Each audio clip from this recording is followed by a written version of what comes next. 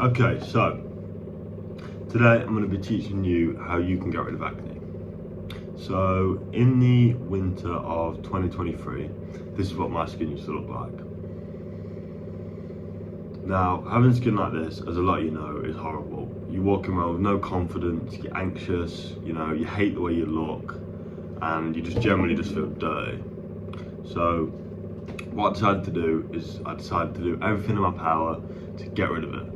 Now, in doing so, I spent probably 10-15 hours just solid researching how you can get rid of it and what it is, and I applied the steps, and within about 3 months I got my skin to look like this.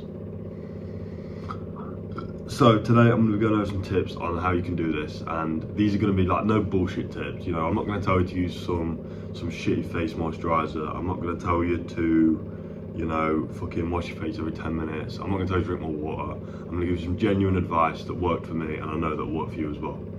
So I'm going to really quickly explain what acne actually is. So everyone has a oil in their skin called sebum.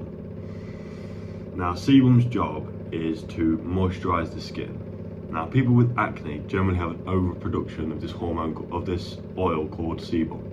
And what happens is when you get bacteria on your skin, not because you're dirty, just through touching your face, your phone to your ear, or your pillowcase or sweat, this bacteria feeds on this oil called sebum, and as a consequence you get zits. So that's basically what acne is. Now, there are a few ways that we can get rid of it. For one, we can reduce inflammation, which I'm going to talk about a bit later. Two, we can reduce how much of this oil sebum our bodies are producing. And three, we can get rid of the bacteria. So we're going to focus mainly on reducing inflammation and reducing sebum. So the first step, right, or the first bit of advice I'm going to give you is never squeeze your spots. It's a common myth that when you get a zit or a spot, you need to pick it, you need to, Now this is the worst thing you can do for your acne. When you squeeze a spot, you open up the pore for more bacteria to get in, as well as you leave a scar and you cause major inflammation. So the best thing you can do is when you get a zit, is to leave it there. I know it's horrible, leave it there for a few days, right, or even a few hours, and what will happen is it'll dry up, crust up, and then it'll just fall off naturally. And it won't leave a scar, and it'll look like it did before the zit was even there. But if you squeeze it and pop it, right, what that's going to do, open up the wound for more bacteria to come in, so that's going to cause like 3 or 4 more spots around the area. It's going to cause inflammation, and it's going to leave a scar, which makes your skin look horrible in a few years when your acne's all gone. So that's the first bit of advice. The second bit of advice I'm going to give you is how you can get your sebum as low as possible. So one of the main reasons your sebum is going to be high is because your insulin is too high. When you have too much insulin, when your body's releasing too much insulin, it's going to trigger your skin to produce more sebum. So you want to be keeping your insulin as low as you can. So how can you do that? There are a few different ways. So one of the best ways is to do intermittent fasting. So when you do intermittent fasting, which I believe is anywhere from 8 hours to about 24. So let's say you do a 24-hour fast. So you have your last meal at 6 o'clock on a Tuesday night, and then you eat next Wednesday night at 6 o'clock. So for them 24 hours, you're getting no insulin spikes at all, right? Which for one means your body's going to produce a lot less sebum in them 24 hours. Another thing intermittent fasting is going to do is it's going to significantly reduce inflammation. So a lot of what acne is just inflammation. If you look at that picture, I'll put it up now, that my skin is very inflamed in that picture. There's a lot of spots, but it's a lot of inflammation. If you were to just remove the inflammation, it wouldn't look half as bad. So yeah, intermittent fasting, it's got loads of benefits. It's really, really good for your body in general. But for your skin, it's going to reduce inflammation, and it's going to reduce the production of sebum. So another way you can lower your insulin is you can cut out sugar and carbs. This diet is called the ketosis diet, and this is going to be really, really good for your skin as well. For one, it's going to reduce inflammation because carbs and sugars are quite inflammatory.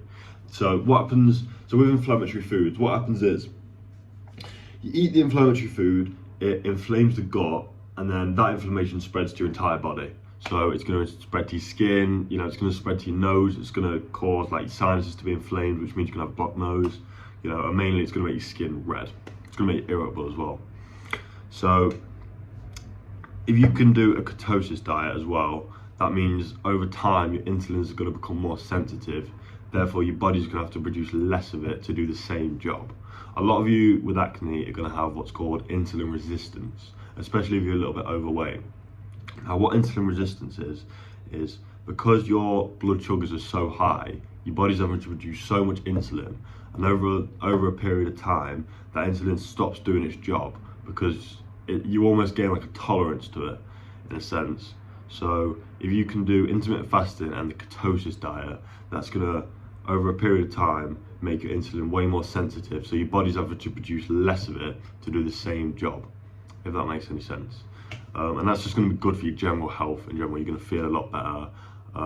You're not going to age as quickly. Your brain's going to be a bit quicker. So that is a way to produce less sebum. Now the third tip I'm going to give you is lower your estrogen. So a lot of spots on the side of your face, there, underneath your skin there, underneath your jawline there and there, that is due to high estrogen. Now there are a few little things you can do to lower your estrogen. The main thing I would say is cut out dairy. All dairy foods are very estrogenic. You know, milk, cheese, can't think of any other dairy foods. You know, double cream, cream, ice cream, they're very estrogenic. Now when your estrogen is too high, that's going to tell your skin to produce more sebum as well. Another thing you can do is cut the alcohol down. Alcohol is very estrogenic. You can sleep better. If you're not sleeping right, your hormones are going to be all over the place. You're going to be producing too much insulin. And exercising can lower your estrogen as well. So that's how to lower estrogen. So step number 4, how to reduce inflammation. So a lot of inflammation is going to be coming from the gut. If you've got bad gut health, you're going to be inflamed. Now, how can we get good gut health? The best way to get good gut health is to eat just whole foods. When you eat processed foods, that's going to be really bad for your gut, therefore causing inflammation. So if you've got an inflamed gut, then that's going to spread to your whole body and your skin. So you want to just be eating whole foods. Now, some inflammatory foods that are going to be really, really bad is seed oils. Now, seed oils, it's not actually the seeds that's a problem. So seed oils are like rapeseed oil, canola oil, palm oil. Now rapeseed, right, isn't actually bad for you. It's the process that seed has to go through to be turned into rapeseed oil. It's about an 8 to 10 step process. You know, it has to be bleach hydrogenated. They change the melting point. They dye it a different color, and as a consequence, it's really, really inflammatory when you consume it. So you want to be staying away from seed oils. You want to be just eating whole foods if you can. And another thing that's going to cause inflammation is tap water. So tap water has a lot of chemicals in. There's fluorine, chlorine, chloride, all that shit. The best way to reduce that is to get a shower filter. So you can get them on Amazon, they're about £8. I use one and that helped me massively. If you just type in just water filter, shower filter, that'll get it up for you. Really, really hot showers, that's going to cause inflammation. So, you know, if you have a boiling hot shower, your face is going to be really, really inflamed. You know, you've had it before, you get out of a really hot shower and your face is all red. So, what else? Sorry, I'm just reading my notes. Rubbing your skin is going to cause major inflammation. That's why you shouldn't wash your face. So it's a bit of a myth that when you've got acne, you need to just be washing your face all the time. That's going to make it worse. If you're going to a tap, right, turn the tap on as hot as you can, right, and then washing your face, right. For one, you're going to be putting all these chemicals on your face, which is going to cause inflammation. 2, you're going to be like putting hot water on your face, which is going to cause inflammation. And 3, you're going to be rubbing your skin, which is going to cause inflammation. So you don't need to wash your skin at all. You know, 1 shower a day is enough. Bacteria on your skin isn't really the problem. The problem is sebum, and inflammation. So skin products, so like skincare products. So what I want you to do is I want you to, in a minute, I want you to pause the video and I want you to go to your bathroom or your bedroom and I want you to get your skin products and I want you to put them in the bin. Bonus points if you set them on fire and then put them in the bin, and you get 2 bonus points if you set them on fire, put them in the bin, get a boat to the Black Sea, throw them in, come back, and then unpause the video. Skincare products are bullshit. So what skincare products, products that are designed to get rid of acne, what they do is they have chemicals in that kill the bacteria on your skin. Now this is all well and good for a few days, but after a little while, the bacteria gets stronger, right? And it kind of overthrows these chemicals that you put on your skin. And after a little while, it's just gonna make your acne worse. And the skincare product's not gonna work, and then you're kind of trapped with it. And when you get off it, your acne's gonna be way worse. So skincare products are bullshit, you don't need them. As well as your skin absorbs about 60% of whatever you put on it. So if you look at the back of your fucking Nivea acne removing cream bullshit, the ingredients in it is going to look like the ingredients to a nuclear ballistic missile, right? It's crap. If you want to moisturize your face, you can use beef dripping. Sounds crazy, right? But if you have a good Google, beef dripping is actually really, really good for your skin. It's got loads of vitamins in. It's going to moisturize your skin. Your face won't smell like beef dripping. It won't make it all shiny. It's quite a nice feeling and it is genuinely good for your skin. So that's the only skincare product you need. You don't need any of these Nivea moisturizer bullshit or acne removing cream. They're gonna only make your skin worse. The whole purpose of them products is to sell you and make them money. So the next step is vitamin D. So vitamin D is going to be really, really important. Now, it's going to be a lot better if you can get it from the sun, but a lot of you are going to be living in the UK and that's going to be really hard. So you're obviously going to have to supplement it. Any vitamin is better for its natural form. So, for example, if you take vitamin B, your body doesn't know what to do with a big lump of vitamin B. You need the nutrients, enzymes and micronutrients to actually absorb it and get something out of it.